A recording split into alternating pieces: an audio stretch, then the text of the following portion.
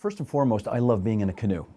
And being in a canoe is one of the great, I don't know if it's uniquely Canadian, but it certainly is a wonderful Canadian iconic moment. I still have that picture of Pierre Trudeau, you know, in his buckskin jacket, canoeing, doing a very good J-stroke, incidentally, down some river in the Yukon or Northwest Territories or something.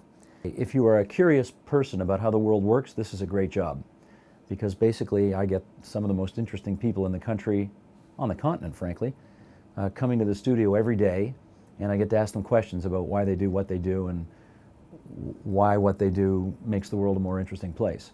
The best food I've ever eaten in my life, I will say to this day, is the food that you cook in a billy tin over a campfire in the middle of nowhere.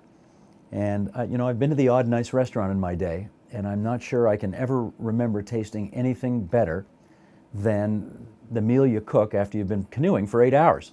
You know, you got a 50-pound pack on your back and you're 12 years old and you got a mile portage ahead of you and most of it's uphill and you're swatting mosquitoes the whole time, and you're kind of encouraging others and being encouraged to get through it.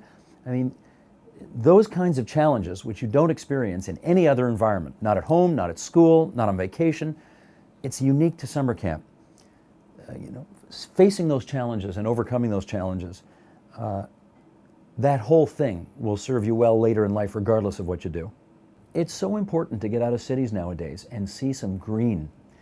Get in a canoe, go swimming in a lake, go sailing, I mean, whatever it is. You're just not tapping into everything you can be as a person if you only live in an urban environment 12 months of the year.